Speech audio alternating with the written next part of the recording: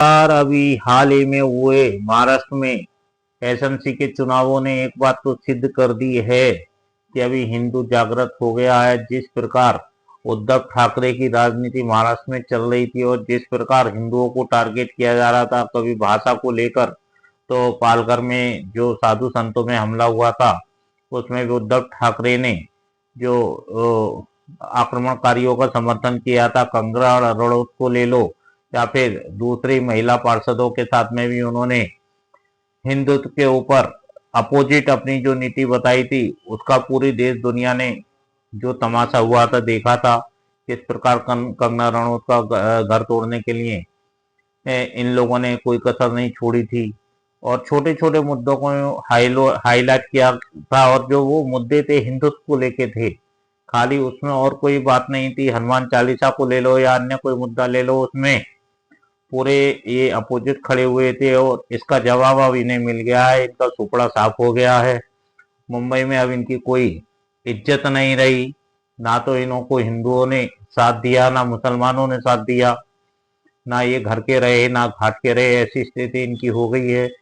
और पिछले कुछ समय में हम देखते आ रहे हैं कि सभी राज्यों में स्थिति है कि जहां जहां हिंदू विरोधी सरकारें चल रही थी, सरकार हिंदू विरोधी काम कर रही थी, हिंदुओं के विपक्ष में काम कर रही थी, हिंदुओं की अवहेलना करी जा रही थी, वहां पे सभी जगह उन सरकारों का सुपड़ा साफ हो गया है। इसमें कांग्रेस तो कहीं लाइन में आती ही नहीं है। कांग्रेस तो अपना पहले से ही सुपड़ा साफ करा चुकी है। लेकिन अभी जो कुछ समय से आप देख रहे हैं, दिल्ली में भी आम आदमी पार्टी ने दंगों के समय जो हिंदुओं का हाल किया था, उसका जवाब दिल्ली के लोगों ने दे दिया। तो कहने का तात्पर्य ये है कि अभी जो समय है वो परिवर्तन का समय है। पहले जो लड़ाई लड़ी जाती थी उसका तरीका अलग था। अभी सोशल मीडिया का जमाना है। अभी कोई भी इंसान लड़ने के लिए घर से बाहर नहीं निकलता है। केवल उसका एक मत और एक अभिप्राय ही बड़ी बड़ी सत्ता पे से हटाने के लिए काफी है। और इसी पावर का इस्तेमाल अभी इस देश का हिंदू युवा, हिंदू नागरिक, हिंदू बहन, हिंदू बेटी कर रही है। वो लोग अपने हक, अधिकार और स्वाभिमान की लड़ाई अपने मत के द्वारा कर रहे हैं, जो देश में एक बहुत बड़ी क्रांति के रूप में उभर के आया है। और देश को इसी पल की प्रतीक्षा थी।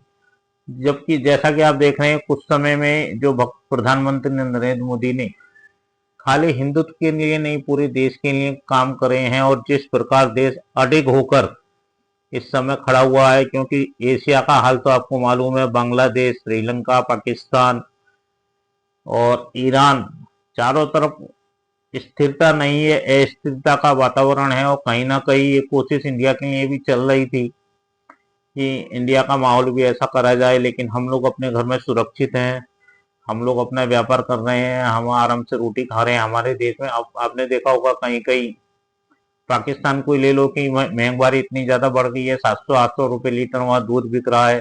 सब चीज महंगी है, आटा भी बहुत महंगा है। ईरान के बारे में भी आपने सुना होगा, वेनेजुएला का भी आपने सुना होगा कि वहां बहुत महंगाई बढ़ गई है। और आज की स्थिति में इतने ज्यादा टैरिफ लगाने के बाद भी इंडिया अपनी स्थिरता से खड़ा हुआ है। स्थिरता से खड़ा ही नहीं है, केवल सब लोग अपनी जो शांति से व्यापार धंधा कर रहे हैं, अपने घर को चला रहे हैं। ये हमारे देश के लिए इस स्थिति में बहुत अच्छी बात है। और जो लोग देश का माहौल बिगाड़ने की कोशिश कर रहे हैं, कि जैसा कि अभी आपने देखा होगा बांग्लादेश में भी, पड़ोसी देश में भी हिंदुओं की रोजाना हत्या की जा रही है, वो भी कहीं ना कहीं भारत को उकसाने के लिए सब षड्यंत्र चल रहा है। लेकिन हमारे प्रधानमंत्री पर हमें भरोसा है कि इसका भी कोई ना कोई हल वो जल्दी निकालेंगे। लेकिन आज हम लोग को एक बात समझ लेनी चाहिए कि हमें जात पात, ऊंच नीच, भाषा के भेदभाव से बढ़कर हमें आगे बढ़ना है। जैसे कि महाराष्ट्र में भाषावाद फैलाया गया था कुछ समय पहले, और उसका नतीजा परिणाम आप देख रहे हो। जो लोग भाषावाद फैला रहे थे उनको ही सत्ता से हटाकर दूर कर दिया, और उनको ऐसा दूर करा है कि उनको खड़े रहने के लिए जगह भी नहीं छोड़ी है। तो इसी प्रकार एकजुट रहना है। भारत माता की जय, वंदे मातरम, जय जय गरवी गुजरात।